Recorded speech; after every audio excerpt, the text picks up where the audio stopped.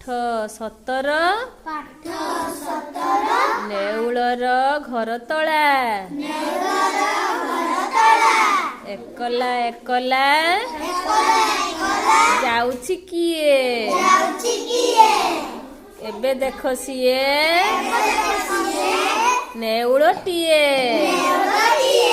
ଅଢ଼େଇ କିଲୋର ଶେଉଳ ହାତେ ଧରି ଚାଲେ ନେଉଳ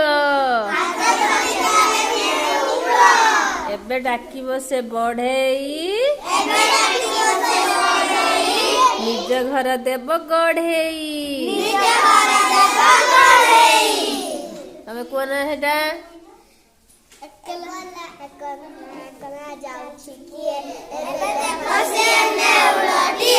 ଅଢ଼େଇ କିଲୋର ଶେଉଳ